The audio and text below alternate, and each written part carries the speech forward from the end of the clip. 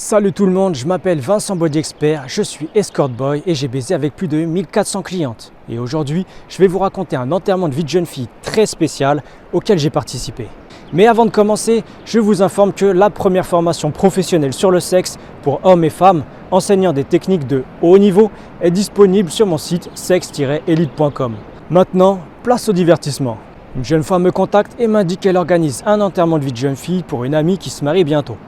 Elle me dit qu'elle souhaite faire appel à mes services d'escort boy pour offrir à la future mariée un cadeau érotique. Je lui explique alors les modalités, puis nous validons le rendez-vous. Quelques semaines plus tard, je me déplace un soir au domicile indiqué pour réaliser ma prestation. Je me présente et suis très bien accueilli.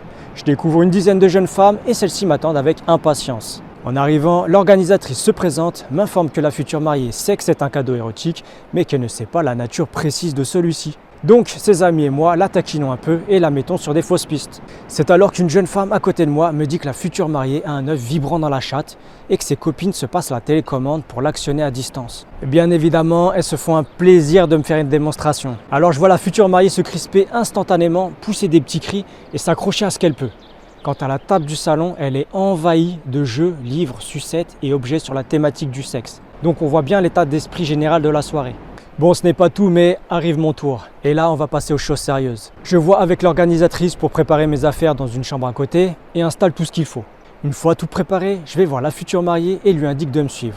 Donc toutes ses copines la suivent et veulent voir sa réaction lorsque je vais lui annoncer qui je suis et l'objectif de ma venue. Je lui dis alors que je suis escort boy et lui explique quel programme l'attend. Elle est plutôt surprise, mais elle valide sans contestation. Quant à ses amis, elle lui souhaite de bien s'amuser avec moi. Bref, je mets fin à toute cette euphorie et ferme la porte de la chambre afin de commencer ma prestation.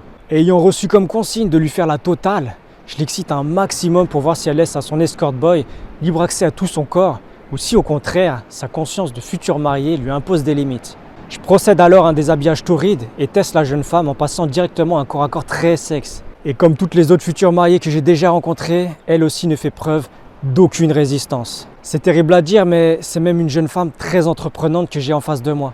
Donc pour lui souhaiter un bon mariage avec fidélité et tout ce qui va avec, je la percute sauvagement pendant 1 heure. Et je peux vous dire que c'est même plus de la baise, c'est une scène de guerre. Normalement, à la fin, on te remet la Légion d'honneur pour service rendu à la patrie. Bref, je m'applique à la faire crier le plus bruyamment possible afin que toutes ses copines entendent et soient choquées de l'intensité. Une fois l'heure écoulée, je sors de la chambre en mode freestyle, à poil, et je vais retrouver le groupe d'amis pour leur signaler que ma prestation avec la demoiselle est terminée. Bien entendu, ma petite entrée met un peu d'ambiance, mais surtout, elles me répondent qu'elles ont tout entendu les cris et avaient compris que la future mariée avait beaucoup apprécié son cadeau. Quant à l'intéressée, elle nous rejoint habillée, mais toute exténuée et ébouriffée. Bon, rien d'étonnant vu la manière dont je l'ai coupée en deux. Alors toutes ses amies se mettent à lui poser une multitude de questions.